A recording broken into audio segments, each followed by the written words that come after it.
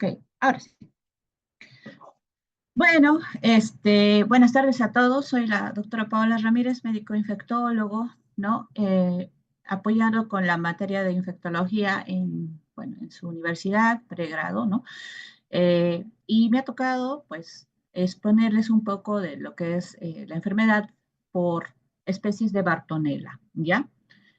En realidad hay bastantes especies de Bartonella que vamos a ver en el curso, pero digamos que nos vamos a enfocar ya más en la parte de patología, de diagnóstico, porque la parte microbiológica es algo, digamos, más en la zona básica, ¿no? Pero se les va a recordar también para que puedan entender cómo funcionaba la patogenia en estos casos. Si ustedes pueden ver la imagen de aquí, se ve unas lesiones, digamos, muy llamativas, ¿no? En un paciente, ¿ya? Entonces, muchos de estos casos que vamos a ver el día de hoy se van a caracterizar por ser, digamos, de una evolución bastante peculiar. Entre esas está la bartonelosis, ¿ya? Pero una causada por un tipo de Bartonella bacilliformis que causa la enfermedad de Carrión, también llamada verruga peruana, y también llamada fiebre de Lauroy. O sea, ¿por qué? Porque estos nombres que ven acá va a depender mucho de la evolución de la enfermedad que presenta el paciente. Entonces, ¿qué vamos a conocer? Vamos a conocer generalidades, vamos a conocer aspectos microbiológicos un poquito, como les he dicho, no va a ser bastante amplio, evolución clínica e historia, porque es importante saber cómo se encontró esta situación en Latinoamérica, diagnóstico, tratamiento y prevención y conclusiones. Bueno, en generalidades, entonces, en todo lo que vamos a ver en este tema es la familia, el género Bartonella, que viene de la familia Phylum Proteobacteria, ¿ya? Y de las cuales son de la familia Bartonella. En realidad son muchas especies, ¿no? Pero no todas afectan al ser humano, algunos incluso afectan a animales, ¿ya? Entre esos están mamíferos como los perros, los gatos, etcétera. Y bueno, aquí vamos a ver las diferentes tipos de Bartonelas que se pueden presentar en, digamos, en la historia, ¿no? Por ejemplo, fiebre de las trincheras, esto era bastante frecuente en la Segunda Guerra Mundial, ¿ya? Relacionado con Bartonella aquitana, ¿ya? Donde el paciente presentaba anemia, fiebre, secundario a la exposición de pulgas, o sea, como en las trincheras vivían hacinados, los pobres soldaditos, ¿no? No había mucha limpieza, era una zona húmeda, etcétera. Los vectores, que eran las pulgas, ¿no? Mediante las picaduras que les hacían a los soldados, producían esa enfermedad, ya llamada fiebre de las trincheras, ya donde hacían anemia, lesiones en piel, paciente venía con fiebre. Evidentemente esto ya se erradicó, ya no hay fiebre de las trincheras, es bastante raro, pero sí se ha escuchado en pacientes que van a la guerra en ese tipo de situación. También se ve la enfermedad de rancho de gato, que es bastante frecuente en la edad pediátrica, que lo vamos a ver aún en este momento, la angiomatosis basilar, que también son frecuentes en pacientes inmunodeprimidos, pero este es bastante particular porque justamente es una situación o un problema que tuvo el Perú y que sigue teniendo actualmente, que es la fiebre de la orolla o enfermedad de Carrión, causada por la Bartonella bacilliformis. Entonces, para recordar un poquito más, ¿no? Tenemos acá un aspecto microbiológico donde vemos a una Bartonella, ya una bacteria aeróbica gram negativa, y miren estos flagelos, ¿no? Estos flagelos van a ser parte de su virulencia y su patogenicidad para causar la invasión a los tejidos y a los glóbulos rojos, ¿no? De estos, en especial glóbulos rojos, por eso vamos a tener algunas particularidades. Es ¿no? Es muy móvil, evidentemente es intracelular, así que puede causar formas tanto agudas como crónicas. Y pues recuerden que todo parásito que tiene forma intracelular siempre puede relacionarse con situaciones crónicas, ¿ya? O sea, toxoplasma, podríamos hablar Chagas, de leishmaniasis. Entonces, para su observación, evidentemente se utiliza tinciones especiales. También, ¿no? Como GIEMSA, que hemos visto que se utiliza en leishmaniasis, resulta que también ayudan. Y la tinción Bright, ¿no? Que es una tinción medio café amarillenta, que la vamos a ver más después, ya para poder observarla dentro de los glóbulos rojos o dentro de los tejidos cuando se forman verrugas. Se requieren medios de cultivos especiales, pues sí, realmente el cultivo es la última línea en el diagnóstico que se utiliza en la práctica clínica, evidentemente para aspectos de Instituto Nacional de Salud, para reportes epidemiológicos se realiza, pero nosotros realmente no lo realizamos en la práctica médica, ya no es una primera línea de diagnóstico. A nosotros nos interesa más la serología, el anatomopatológico y las pruebas tal vez de PCR. Entonces ahí están sus flagelos, ¿no? Unipolares, los cuales van a determinar su movimiento en tirabuzón como una bala, ¿no? Les va a permitir penetrar con facilidad al glóbulo rojo. Entonces, miren, ¿no? Durante la historia, no se había visto, incluso en la época preincaica, que había algunas, ¿no?, manifestaciones o escritos donde describían verrugas caracterizadas por ser múltiples, crónicas, que generaban molestias en la población, ¿no? Entonces, si ustedes pueden ver estas pequeñas estatuillas, ¿no?, de las culturas prehispánicas de Latinoamérica, pueden observar cómo las describían, ¿no? En otros países andinos lo llamaban incluso el cirqui, ¿no? Que pensaban que era una maldición que se había puesto al poblador por robar o por crear envidia, ¿ya? Pero realmente no fue así, ¿no? En la ciencia siempre hay una explicación para estas cosas. Así que este es un mosquito llamado Lutzumia. Acuérdense, Lutzumia también está involucrado, pero no la misma especie, en lo que es la infección por leishmaniasis, ¿ok? Entonces, este mosquito muy particular y hematófago es uno de los vectores que va a propagar esta transmisión de esta Bartonella. El único huésped conocido hasta el momento sigue siendo el hombre. No se han encontrado huéspedes como animales. Entonces, vemos que es una endemia ancestral, ¿no? Una endemia ancestral conocida desde hace mucho tiempo y pues donde incluso se ha podido determinar, ¿no?, en algunos huacos o monolitos de la época como se ha visto acá, y que incluso las tropas españolas sufrieron las fiebres y verrugas cuando empezaron a colonizar, ¿no?, la parte de tanto la zona incaica, ¿no?, la zona también de Ecuador, esas zonas se empezaron a generar síntomas de fiebres, fallecían, etcétera, ¿no? Muchos de esos fallecían de esta enfermedad. Entonces, en la historia, lo que nos interesa también conocer es que el Perú sufrió de bastantes problemas por este tipo de bacteria. En 1870, ¿qué sucedió? Bueno, acá como pueden ver hay un ferrocarril, ¿no? Y en este lugar lo que sucedió es que había un montón de trabajadores, ¿no? Entre ellos chinos, chilenos, bolivianos, ¿ya? En los cuales eran jóvenes, ¿no? En etapa productiva, que se enfermaron con una fiebre intensa, con anemia, como muy parecida a la malaria, ¿ya? Entonces, estos pacientes también muchos presentaron erupciones dérmicas rojizas, ¿no? Lo conocieron como fiebre de la orolla por la cantidad de síntomas que causaba en el estado general y las verrugas como una verruga peruana, porque se había visto solo en esa zona ese tipo de endemia, o sea, ese tipo de manifestación, ¿no?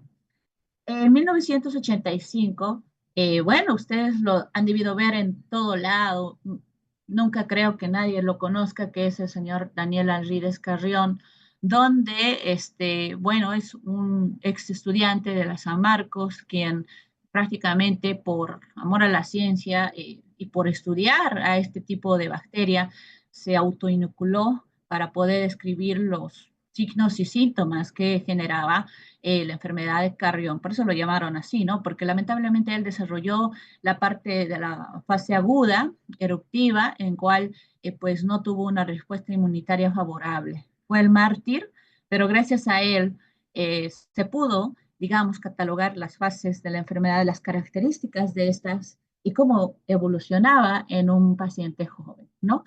En 1905, pues, el doctor también peruano, ¿no? Alberto Barton ya aísla, o sea, ya conoce, porque antes no se sabía, ¿no? No se sabía, solo si Daniel lo que hizo es autoinocularse con las verrugas de los pacientes, ya, pero lo que hizo Alberto ya es reconocer a la Bartonella como causa principal de esta enfermedad, ya. Entonces ya teníamos un huésped, o, perdón, una causa, una bacteria principal para generar esta enfermedad. Y miren la distribución. Pues la distribución en realidad no es tan generalizada como uno se imagina, porque depende bastante de las características del mismo mosquito, ya del transmisor, que realmente no es como el Anopheles o el Aedes aegypti, que les encanta ser bastante endémicos, viajar a todo lado, ¿no? Al Aedes aegypti le gusta ir hasta en los buses como viajador, ¿no? Mientras que la Luxumia es un poquito más especial, ¿ya? Sus características de ellas realmente le gusta estar en determinadas zonas o altitudes entre 5.000 a 3.200. Entonces, se han reportado, ¿no? En áreas de la zona occidental de los Andes, pero algunos casos también se han reportado en Lima, en Costa Selva, bastante pocos en verdad. Y a nivel Latinoamérica, pues en Perú, o sea, está más predisponente tanto casos en Ancash, Cajamarca, Lima. Lima algunos casos, como se dijo, pero más en la zona de la Sierra de Lima, ¿no? Ecuador en La Loja, que es una zona también de altitud, ¿ya? Colombia en la zona de Ñariño y pues en otros continentes en donde se vio en Tailandia y Sudán, ¿ya? Entonces, si se dan cuenta, Perú tiene más provincias de las cuales se comprometen con esta enfermedad. El mecanismo de transmisión, pues, como les habíamos dicho, es la picadura de los mosquitos, ¿ya? De los cuales tenemos varias, Verrucurum, Perowensis y Serrana. La más relacionada con la Bartonella baciliformes para su transmisión es el Verrucarum, ¿ya? También la conocen como, ¿no? A ella, como es muy peluda, un poquito blanca, la conocen como titira o mata blanca, ¿ya? Entonces, la Bartonella se multiplica bastante, ¿no? En los reservorios humanos, como nosotros, generando una fase aguda de enfermedad, pero también una fase de recuperación. Va a depender mucho del estado inmune y también de la carga parasitaria, perdón, bacteriana que va a recibir este paciente. Pónganse que uno se pincha, se hace picar con un mosquito versus otro paciente que se pica con 7, 10 mosquitos, ¿no? Que tiene múltiples lesiones, etcétera. Entonces, esta es la principal causa, ¿no? Le gusta estar en los valles occidentales, interandinos de los Andes peruanos, ¿no? Está en las casas, dormitorios y pues en menor cantidad en campo abierto, o sea que se puede ver en zonas donde incluso no hay tanta agricultura, ¿ya? Esto es para tomar en cuenta. Y ahí está la clínica. Bueno, miren esta imagen, ¿no? Ven la luxumía, pica, ¿no? Entra la bartonela, ¿ya? Esto es el periodo de incubación donde, ¿qué sucede? Pues la bartonela, ¿no? Ahí todavía va a empezar a querer multiplicarse, pero lo que va a hacer ya en la fase hemática es invadir al glóbulo rojo, ¿no? Su objetivo es invadir al glóbulo rojo con sus, ya saben, con sus flagelos como bala, ingresan, ¿no? Acá lo ven, miren a los glóbulos rojos siendo bueno, bacteriolizados, ¿no? Ya no deberíamos decir parasitados, sino que las bacterias ingresan adentro y empiezan a parasitarlos. Y pues, ¿qué pasa? Que pues cuando hay destrucción, como en malaria o en cualquier enfermedad febril, va a generar una inflamación, una infiltración, ¿no? Y muchos de estos también, de estas células afectadas, van a ir a los tejidos. Entonces, en este caso ya va a presentar anemia y fiebre, típico, pues por la destrucción de los hematíes no parasitados, ¿no? Sería mal término porque al final es una bacteria, y una fase histoide donde va a migrar hacia los tejidos todos estos tipos, estas células afectadas. Entonces, miren, se localizan en endotelios capilares linfáticos, ¿no? En las zonas linfáticas que están en todo nuestro cuerpo, mediante las células de Strong. ¿Ya? Ahí les gusta estar a las bartonelas baciliformes, entrando a los glóbulos rojos, ¿no? Y residiendo en ellos. A esta forma de residir dentro del glóbulo rojo se llama forma endoglobular, ¿ya? Y este es el que va a causar, digamos, la fiebre de la orolla, la estimulación febril, los síntomas más críticos en el paciente, ¿ya? Por lo cual va a generar una inflamación muy, muy fuerte, respuesta inmune muy fuerte del paciente. ¿Por qué? Porque el objetivo del macrófago y de los linfocitos T citotóxicos va a ser la destrucción del complejo hematíe-Bartonella, porque ya es una Bartonella con un hematíe, ¿no? Entonces, ¿qué va a pasar con el paciente? Pues anemia de tipo hemolítica, evidentemente, y extravascular, porque también va a estar en los ganglios, ¿no? En los tejidos. ¿Ya? Entonces, como les he dicho, el paciente puede cursar de diferentes síntomas, pero lo más grave es entrar la fiebre en la orolla. A ver, entonces, una vez que entendemos esta situación, que entendemos el mecanismo de transmisión, vemos que hay un periodo de incubación bastante largo, o sea, que no siempre se va a presentar como en una enfermedad viral a las 2 semanas de enfermedad, los síntomas, ¿ya? Puede que el paciente te venga después de 2 meses con un síntoma agudo, donde va a tener fiebre, palidez y anemia. Hay una zona, una fase llamada sintomática, donde, como les digo, el paciente no presenta síntomas, puede ser por la carga bacteriana que haya recibido, puede ser por su sistema inmune, ¿ya? Entonces no hay ningún tipo de desarrollo, o la crónica, donde presenta lesiones cutáneas eruptivas. O sea, que pasó la fase aguda, no tuvo muchas concurrencias, pero empieza a tener manifestaciones en la piel. Bueno, en la fase aguda o hemática también llamada, o también llamada fiebre de la orolla, ¿ya? Donde hemos encontrado que hay una invasión, ¿no? El complejo hematofagocítico Bartonella, ¿no?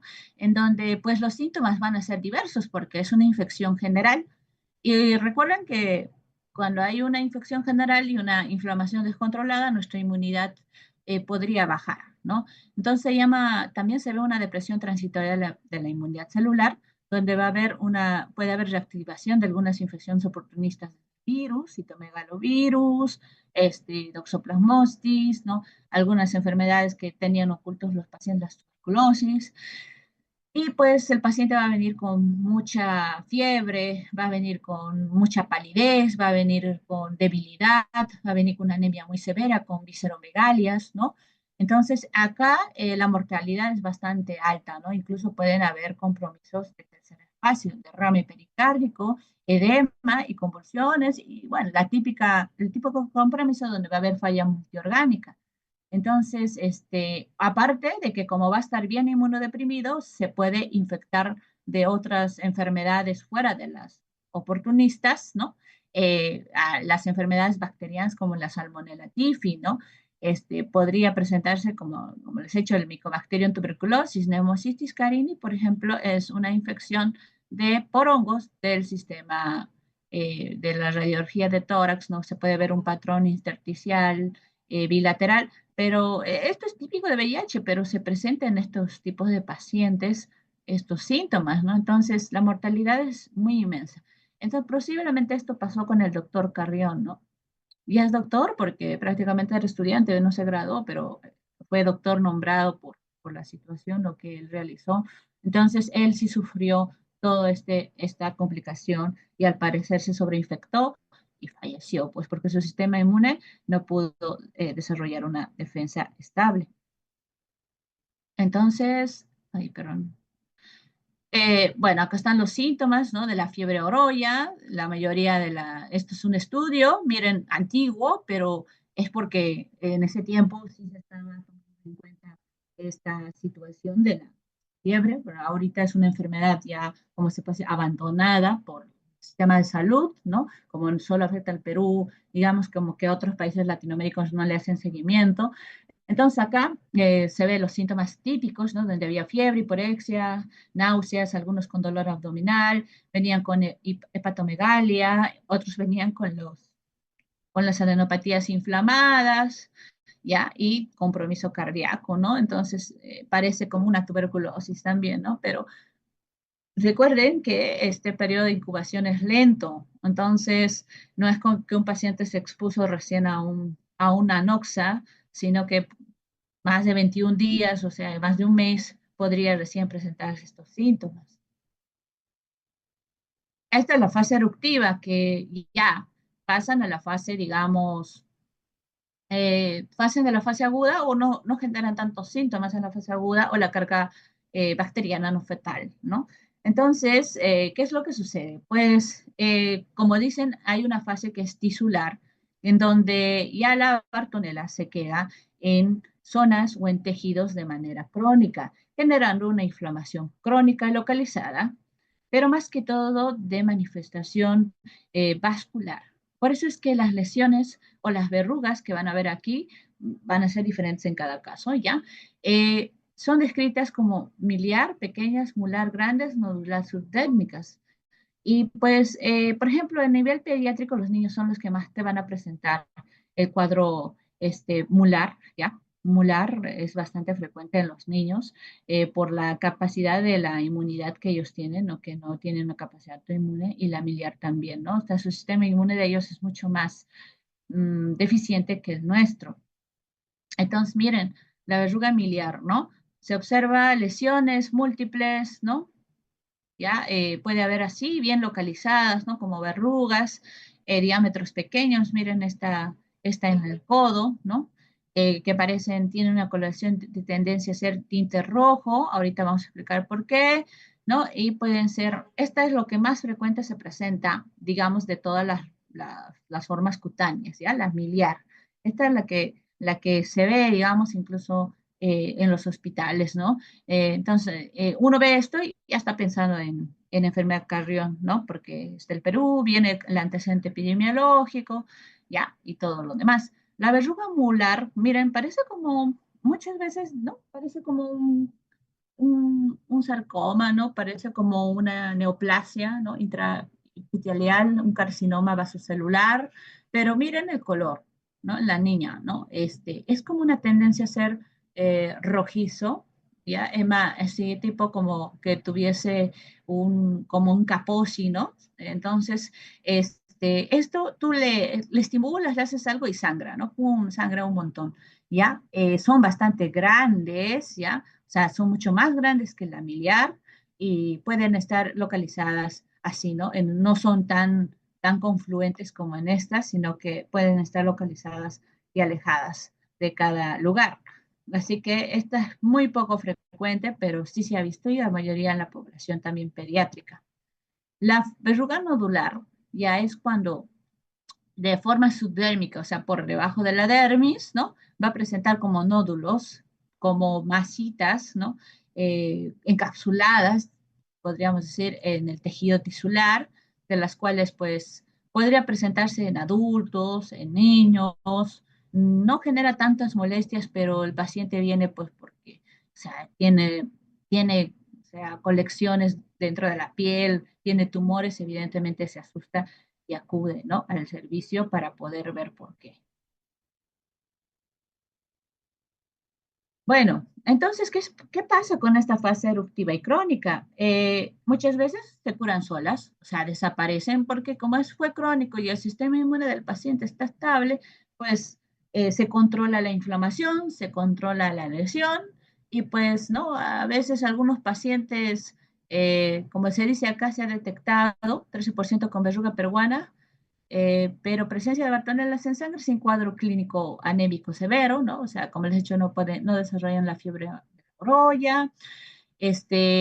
Muchas de estas lesiones sangran, ¿verdad? El paciente viene con una leve anemia, leve linfoadenomegalia, no es frecuente, pero sí se ha visto, es excepcional la letalidad en esta fase, bueno, o sea, es muy raro realmente, si fuese una letalidad sería porque se rascaron, hicieron sangrar la lesión y pues se les sobreinfecta, ¿no? En esos casos, ahí se podría decir, ¿ya? Y se confunden con varios tumores, ¿no? Granuloma biogénico, angiomatosis vesicular, que ya lo vamos a ver, varicela. Bueno, varicela no, ¿no? Porque la varicela es cefalocaudal, paciente es niño, fiebre, tiene antecedentes o contacto con un bebé o un niño que se ha enfermado, o el adulto, ¿no? Tiene antecedentes de haber tenido contacto de estar en un lugar hacinado, o sea, difícil, ¿no? Difícil. Músculo contagioso, difícil. Yo sí he visto y no tiene mucha correlación, pero lo mencionan aquí. Sarcoma de Kaposi sí, podría ser, pero el sarcoma de Kaposi es más para el paciente VIH, ¿no? Es difícil encontrarlo en un niño, digamos, ¿no? No podríamos confundirnos tanto, a menos que sea un adulto con baja de peso y alguna inmunidad más, pero hay que descartar su VIH de todos modos. fibrosarcoma, claro que sí, en la fase crónica, ¿no? ¿Se acuerdan de la fase nodular? ¿Sí? Hemangioma también, claro que sí, porque los hemangiomas también tienen la misma característica, entonces se tiene que hacer un control dermatológico. El diagnóstico, bueno, tenemos métodos directos, bastante utilizados, ya más que todo por la dermatología, métodos serológicos, ya les había hablado en la práctica, ¿no? Tenemos ELISA, PCR, no, perdón, complemento, inmunoblot, ¿no? Cultivo no es lo ideal, no lo utilizamos nosotros muy frecuentemente para, o sea, tratar y hacer derivar el paciente, ¿no? O sea, no esperamos a un cultivo, ¿ya? Eso ya lo podemos hacer después. Histopatológico también bastante utilizado y métodos de detección de PCR, ¿no? O proteínas SS de la Bartonella de sus flagelos, ¿ok? ¿Qué es lo interesante? ¿Qué es lo importante? Que el aspecto epidemiológico tiene que estar, ¿no? El antecedente epidemiológico. Entonces, los métodos directos, como les había dicho, ¿qué pasa con las bacterias? Que forman un complejo hematocítico Bartonella, que acá está, pues, ¿no? Miren el glóbulo rojo, ¿no? Con los flagelos de las bartonelas, todo invadido, ¿no? Entonces le hacen una frotis, ¿ya? Le hacen un frotis, le ponen giemsa. Esto se ve en la fase aguda, ¿eh? No se ve en la fase crónica, porque en la fase crónica se supone que ya ha ido a los tejidos y que ya no hay parasitación intensa de los glóbulos rojos, ¿no? Entonces, esto nos podría ayudar en una fase aguda, ¿ya? Es pedirle un extendido al hematólogo y pedirle que tiña con la tinción giemsa para poder captar los flagelos de los bacilos, ¿no? No, los baciliformes. Miren, entonces acá están los flagelos, ¿no? Se nota, acá está ya un neutrófilo queriendo atacar al glóbulo rojo parasitado, perdón, con bacteria. Entonces, se observa estos bacilos, ¿no? Los métodos serológicos, pues acá se utiliza el ELISA o el inmunoblot. El ELISA, que les he dicho que lo que hace es detectar anticuerpos, IgM, IgG, ¿ya? Pero, por ejemplo, en el inmunoblot, lo que va a detectar en especial son proteínas específicas de, de la, de la Bartonella, ¿ya? Entre las cuales están, ¿no? Tomados en fase aguda porque hay una respuesta antigénica del paciente a este tipo de bacteria. Entonces, si se dan cuenta en la línea D, no se ha pintado, ¿no? No se ha pintado este inmunoblock, ¿ya? Porque no ha habido una reacción antígeno-anticuerpo, pero por ejemplo el B y el C, mírenlo, ¿no? Bastante pintados, ¿no? Con un patrón muy clarificado, ¿no? Y el A es el control positivo, o sea, cuando en toda prueba nosotros siempre vamos a tener un control positivo y un control negativo, ¿no? El control negativo te tiene que pintar así, el control positivo te puede pintar así. B y C nos pinta lo mismo, ¿no? Son igualitos. B, totalmente igual, ¿no? Y C, pues igual, ¿no? Solo hay algunas diferencias en algunas proteínas, pero lo demás está pintado, lo más importante, ¿ya? Entonces, el D, evidentemente, es un control negativo, o sea, paciente que no tiene Bartonella. Esta es una prueba serológica, evidentemente utilizada ya incluso entre la fase aguda y la fase crónica. Está el histopatológico, pues acá, ¿no? ¿Qué pasa? Ya viene el dermatólogo en la fase crónica, ¿no? No lo vamos a usar en la fase aguda, evidentemente, viene el dermatólogo y lo que hace es hacer su biopsia, ¿no? Su biopsia de la verruga, ¿no? Entonces, lo que ven ahí, ¿no? Es proliferación de las células endoteliales. Miren, ¿no? La infiltración de neutrófilos y de los macrófagos es un montón, ¿no?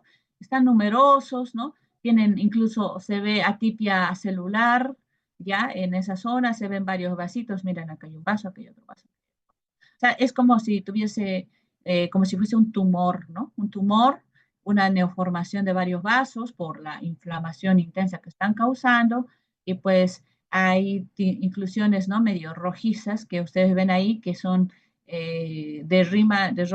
Rocha Lima, que es por el citoplasma de estas células que están infectadas, ¿ya? Y ¿no? Se observa estas poblaciones celulares, ¿no? Tanto macrófagos, neutrófilos, ¿ya? O sea, macrófagos con lo crónico. Entonces, este también es otro método de diagnóstico muy bueno que nos ayuda bastante y pues si queremos también podemos agregarle la tinción Giemsa. El tratamiento, pues realmente el tratamiento según la norma técnica MINSA nos da varias opciones. Cloranfenicol se utilizaba en esos tiempos, muy bueno, la verdad, ya hacía bastante efecto en la fiebre de la orolla, pero luego salió el artículo que causaba anemia plástica, se prohibió. Bueno, no sé, en el Perú ni en Latinoamérica no se sabe hasta ahora si causa o no, nadie ha hecho un estudio porque realmente sería bueno volverlo a utilizar. Entonces, ¿qué es la segunda opción que sale para nosotros? Pues un betalactámico, ¿no? Betalactámico como ceftriaxona, y una quinolona, ¿no? Ciprofloxacino para poderlo atacar a esta bacteria, ¿ya?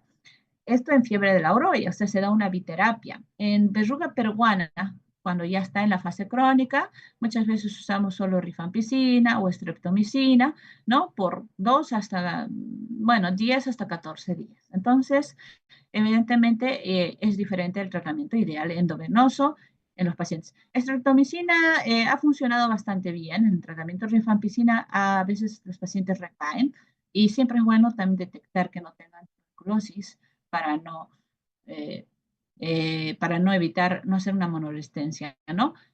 Por favor, si quieren la técnica, la norma técnica ya les dice pues dosis según pediátrico, dosis según población.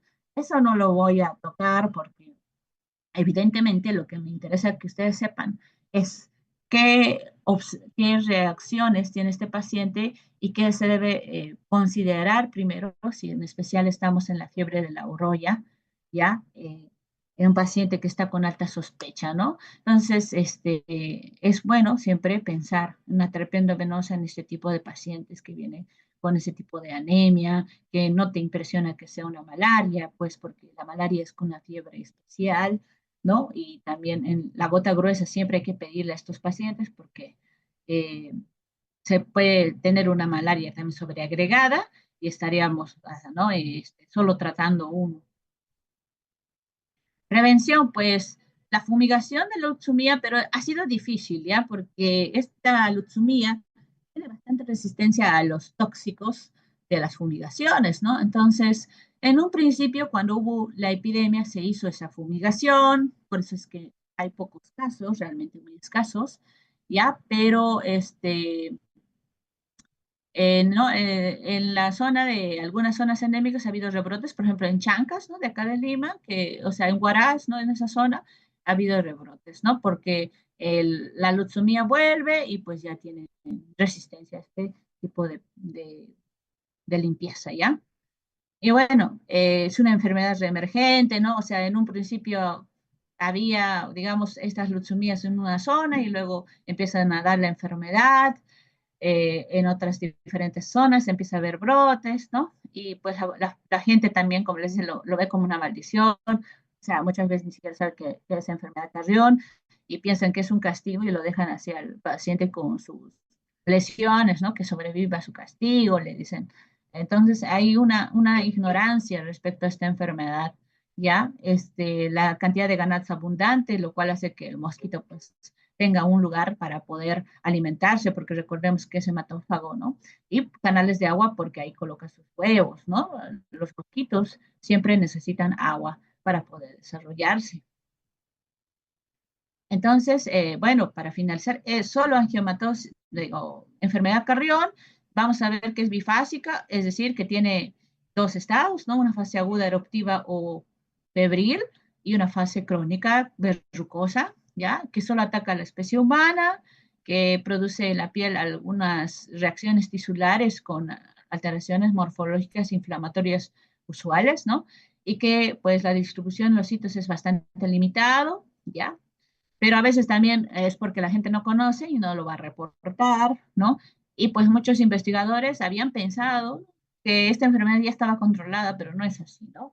Se sigue teniendo casos de enfermedad de Carrión, muy aislados, pero sí se ha tenido casos. Y por no pensar en eso, ¿no? Por no diagnosticar, los pacientes son investigados de otra cosa, ¿no? De cáncer, lo están investigando de, digamos, de otros problemas que no tiene nada que ver con Carrión y pues ahí el paciente ya está muriendo, ¿no? Entonces hay que siempre catalogar con el antecedente epidemiológico.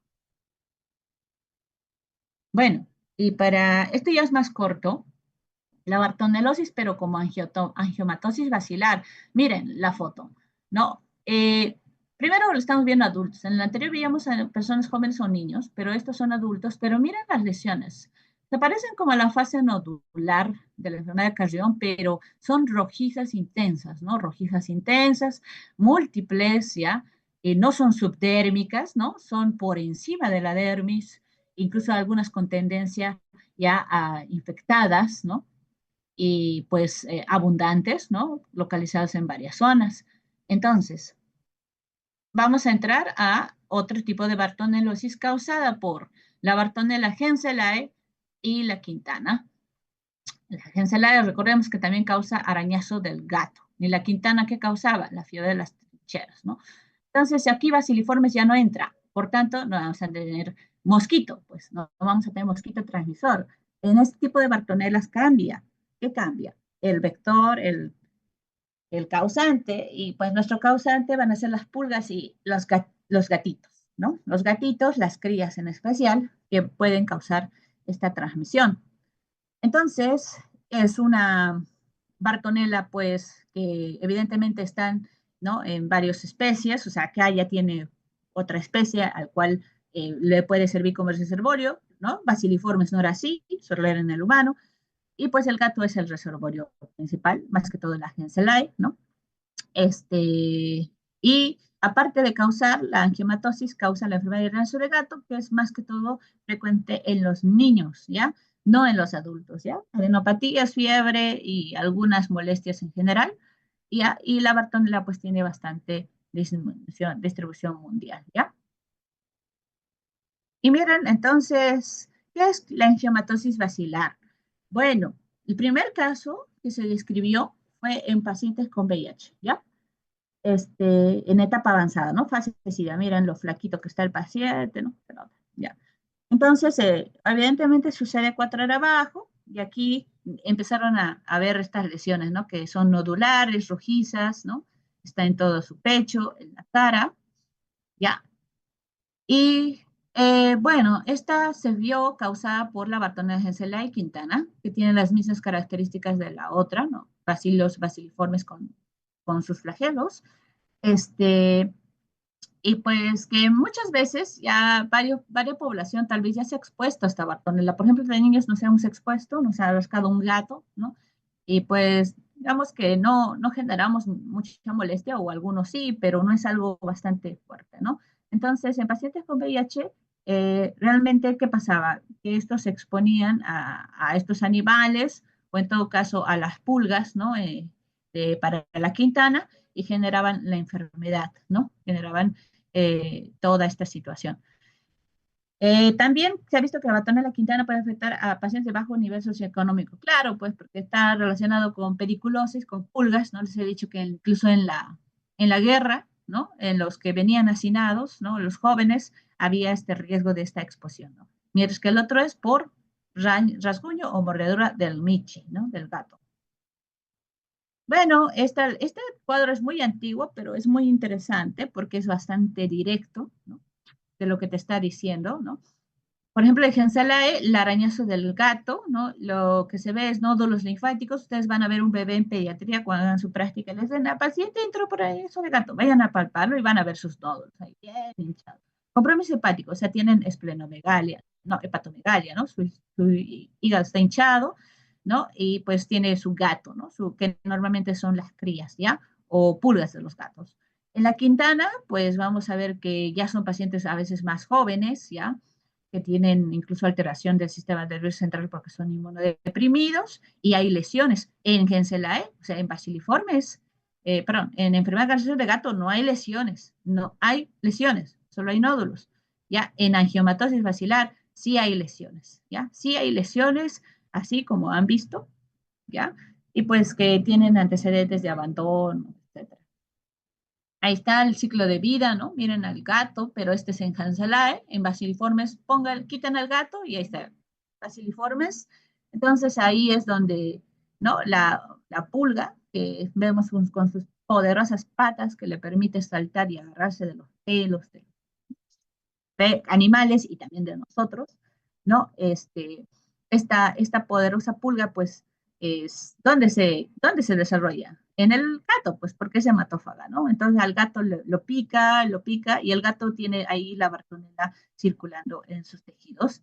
y cuando va a venir el ser humano, nos va a picar, va a infectar con la bartonela, ¿no? Entonces, este es un vector, ¿no? Tiene un reservorio que es el gato, que también genera síntomas en ellos, no voy a ahondar en eso, pero este vector va a ir y nos va a transmitir, ¿no? ¿Qué otra manera nos puede transmitir?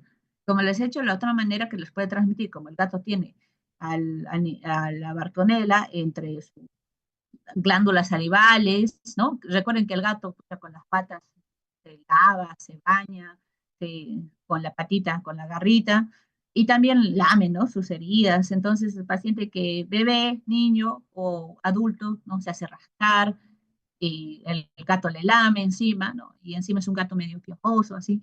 Evidentemente va a haber un factor de riesgo agregado, ¿ya? Entonces, ¿no? ¿Qué sucede? Pues la bartonela ingresa y va a producir una proliferación vascular anómala, igualita a la baciliformes, ¿ya? Igualita, pero lo que le gusta ir es a la piel y a los linfonodos, a los linfáticos, ¿no? Entonces, las lesiones pueden ser variables, ¿ya? Mayormente color rojo, ¿ya? Y pueden estar en algunos órganos también, ¿ok? ¿Puede comprometer vasos? Sí. Hígado, sí, ¿no? Y puede haber hepatomegalia. Muy parecido a la baciliformes, ¿no? Pero lo que pasa acá es que es más grosera, ¿no? La lesión. Acá no hay mucha fiebre de la orolla, ¿no? Entonces, ahí está. Signos en humanos, si es arañazo de gato, así como en el niño, miren, ¿no? El niño va a venir una puerta de entrada, ¿no? El arañazo, la mordedura, y miren la adenopatía, ¿no? Ahí está, bien clarito, ¿no? Tú le palpas y hay adenopatía. El niño viene con fiebre, fiebre, fiebre, varias semanas, ¿no? 2 semanas de fiebre, la mamá asustada, no sabe qué es, no sabe qué es, ¿no? Muchas veces estos abscesos, como se inflaman tanto, perdón, estos ganglios, como se inflaman tanto, se pueden abscerar, ¿ya? Por la estimulación de las células, la inmunidad celular. Entonces, el niñito sí puede venir complicado, ¿ya? En inmunosuprimidos, como se había dicho, o sea, paciente joven, VIH, por ejemplo, con cáncer, puede provocar la angiomatosis basilar, que son las lesiones rojizas múltiples que hemos visto en el inicio de la imagen. Ah, ya. Este diagnóstico, pues, igual que la otra, si tenemos lesiones como los nódulos, que van a disculpar, no puse la foto acá, así como en estos, ¿no? Evidentemente, vamos a pedir una biopsia. Siempre se pide una biopsia, o sea, no, ya esto es nuestra mejor aliada, pero si estamos pensando en Bartonella, o sea, paciente que es abandono, múltiples nódulos rojizos, intensos, hay que decirle al dermatólogo, por favor, una tinción de Wartin-Starry, una tinción de Kiemsa, ¿no? Para poder eh, detectar a este parásito o a este germen.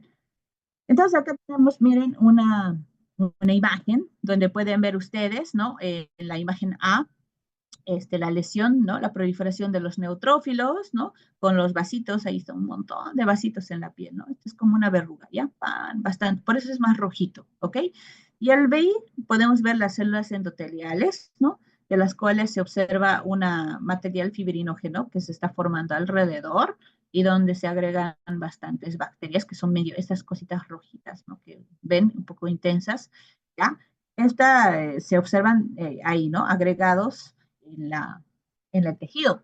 Pero, por ejemplo, acá está la tinción Bright, ¿no? Barton Starry, ¿ya? La cual les había dicho también que se ven angiomatosis basiliformes, las cuales se pintan así como cápsulitas negras, ¿ya? Y el tejido se ve amarillo, ¿no? Por la tinción especial, ¿ya? Y acá está el infiltrados, ¿no? A nivel celular, ¿ya? Entonces, así es como les gusta estar, ¿no? En un acúmulo de bacterias. La otra es el PCR, evidentemente como en el anterior caso, ¿no? Simplemente buscar el PCR de la Bartonella y el otro buscar un ELISA, ¿no? Acá en el Perú hacemos bastante ELISA para Bartonella, ¿ya? IgM, IgG, en los chiquititos más que todo, porque tienen bastante arañazo de gato. Cultivo, otra vez, bajo rendimiento, no se recomienda, no lo hacemos. Tratamiento de arañazo de gato, pues mamá con fiebre, le da su acitromicina, el niño en 4 días de esa fiebre, 2 semanas, desaparece, sus ganglios disminuyen y el chiquito está feliz y sonriendo, ¿no? Pero en la geomatosis basilar, el tratamiento evidentemente puede que sea incluso combinado, ¿ya? Si está muy mal, el paciente, pucha, está muy séptico, hay que agregar antibióticos endovenosos, ¿no? Como las quinolonas, como ciprofloxacino, ¿ya? Acitromicina endovenosa, ¿ya? Pero en caso tolera la vía oral, damos eritromicina o doxiciclina. Normalmente nosotros damos doxi con rifampicina, ¿ya? Mezclados en casos graves, ¿ya? Y normalmente siempre vienen mal, siempre vienen infectados, siempre vienen con anemia, siempre vienen. Entonces nosotros combinamos estos dos. Hay que asegurarse de que no tenga tuberculosis. Y miren, el tratamiento de esta angiomatosis es bastante tiempo, ya son 3 meses de tratamiento. Entonces, realmente la enfermedad es un poquito más difícil de erradicar en pacientes inmunodeprimidos. Bueno, entonces hemos visto que, ¿no? Los adultos también, otra vez los niños siguen siendo un problema en esta parte, en la parte del arañazo del gato, ¿no? Y que tenemos que estar conscientes de que nuestra población, lamentablemente la mayoría de los niños viven en las peores condiciones, precarias, ya, con desnutrición y todo, que podrían hasta desarrollar esas enfermedades generalizadas que ustedes han visto, y el objetivo es que esta población no llegue a ese tipo de nivel o de evolución. Finalmente, eso sería todo, ¿ya, chicos? No sé si hay alguna pregunta o algo más para concluir.